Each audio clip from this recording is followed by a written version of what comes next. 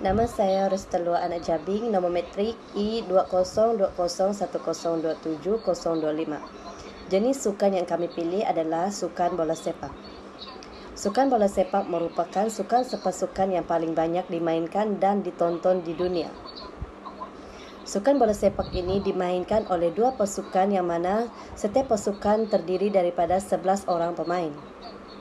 Sukan bola sepak ini bertujuan untuk menjaringkan gol sebanyak-banyaknya dalam pasukan. Selain itu, sukan bola sepak ini juga mempunyai teknik dan peraturan yang tersendiri. Sebarang keagresifan yang berlaku dalam permainan bola sepak ini akan memberikan kesan kepada kumpulan. Saya Arnoldo Frin Sabran, nomor matriks I202010270028. Jenis kemahiran psikologi yang perlu ada dalam sukan bola sepak ini adalah kemahiran mengawal kebimbangan, kebangkitan fisiologi yang berlebihan, dan kebimbangan merupakan salah satu elemen yang boleh menggugat prestasi individu dalam sukan. Antara contoh terbaik yang dapat kita lihat adalah kegagalan pasukan Belanda kepada pasukan Italia di peringkat separuh akhir kejuaraan bola sepak Euro pada tahun 2000 yang lalu.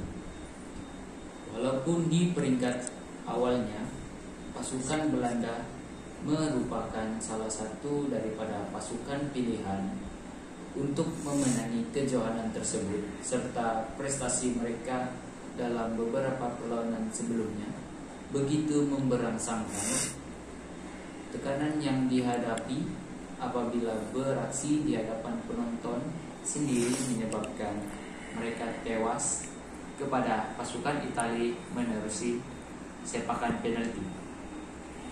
Kegagalan beberapa orang pemain ternama yang berpengalaman mengawal kebimbangan serta tekanan yang hadir semasa mengambil sepakan penalti telah menyebabkan pasukan Belanda berputih mata. Senario yang sama juga wujud dalam beberapa sukan yang lain serta melibatkan beberapa orang ahli sukan ternama dunia. Kegagalan melakukan tindakan yang sepatutnya di saat-saat genting seringkali menjadi penyebab kepada kekalahan pemain ataupun pasukan tersebut. Kegagalan melakukan tindakan yang tepat ini berkemungkinan besar berpunca daripada tekanan, kebangkitan serta kebimbangan yang meningkat sehingga menyebabkan individu yang berkenaan tidak mampu memberikan tumpuan serta berfikir dengan baik sebelum membuat atlet serta memastikan prosedur yang digunakan bersesuaian dengan atlet tersebut. Assalamualaikum warahmatullahi wabarakatuh. Saya Muhammad Arif bin Salim, memegang nombor metrik I202010270030 dari kumpulan 18 QEU 1053 asas psikologi sukan, ingin membentangkan tentang aktiviti dan intervensi. Apakah itu aktiviti intervensi? Aktiviti intervensi adalah satu pendedahan awal tentang teknik latihan mental kepada atlet di bawah jagaan pihak pengurusan pasukan. Teknik ataupun latihan mental ini sebenarnya merupakan kemahiran yang perlu dipelajari oleh atlet yang berkenaan. Bilakah aktiviti intervensi ini didedahkan?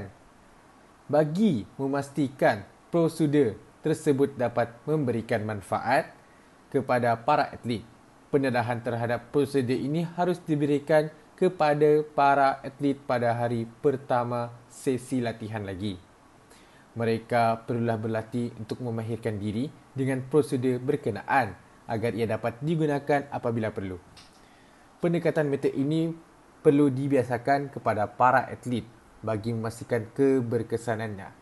Sekiranya kita masih dengan cara lama, iaitu menjadikan atlet secara fizikal, teknikal dan taktikal, terlebih dahulu dan hanya di akhir sesi latihan iaitu selang beberapa minggu sebelum sesuatu pertandingan bermula barulah diberikan pedahan tentang aspek mental, sesi, motivasi dan sebagainya. Dengan itu, ia akan membuahkan hasil yang diharapkan. Malahan, aktiviti ini juga akan menipiskan kepercayaan orang ramai tentang keberkesanan pendekatan latihan mental atau psikologi sukan dalam proses penyediaan atlet. Itu sahaja daripada saya. Sekian, terima kasih. Assalamualaikum, nama saya Ani Akimi bin Helmi. Nombor matrik saya E2020-1027-024. Saya akan menerangkan tentang prosedur dalam sukan.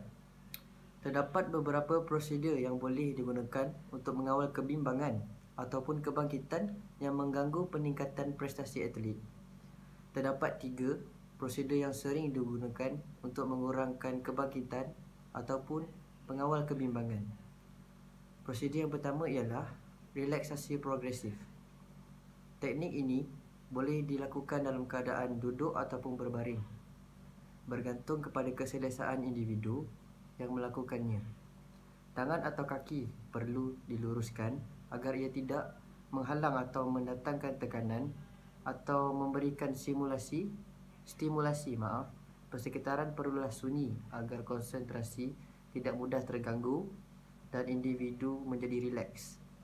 Matlamat utama proses relaksasi untuk membantu individu merilekskan tubuh badan dalam jangka masa yang singkat. Prosedur yang kedua adalah latihan autogenik. Fokus utama latihan autogenik adalah kepada rasa kehangatan dan berat pada otot dalam menzahirkan respon relaksasi. Prosedur ini biasanya digunakan oleh pesakit yang dihipnosis. Latihan autogenik ini merupakan satu bentuk latihan mental yang dirancang untuk melahirkan kedua-dua sensasi ini, iaitu hangat dan berat sebagai respon kepada relaksasi. Anggota badan berasa berat kerana tidak wujud sebarang tekanan maupun ketegangan pada otot badan, sementara kehangatan yang dirasai berpunca daripada pengembangan saluran darah pada otot berkenaan. Assalamualaikum, nama saya Nur Farisha Farina binti Muhammad Kushairi. Nombor matrik E20201027-026. Prosedur ketiga ialah meditasi. Meditasi ialah satu teknik relaksasi merujuk kepada proses memberikan tumpuan untuk mencapai tahap relaksasi yang diinginkan oleh individu tersebut. Jika relaksasi progresif dan latihan autogenik, ia menumpukan kepada otot untuk menghasilkan respon relaksasi. Manakala meditasi pula menjurus kepada proses pemusatan kepada satu pemikiran, perkataan, bunyi atau objek untuk mendapatkan proses. Prosedur yang terakhir ialah kawalan pernafasan. Teknik ini amat penting untuk dipraktikkan dalam permainan.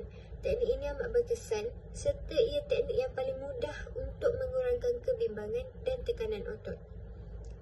Keadaan ini amat penting kerana jika atlet berada dalam keadaan tenang, mereka akan dapat menumpukan kepada permainan dengan berkesan.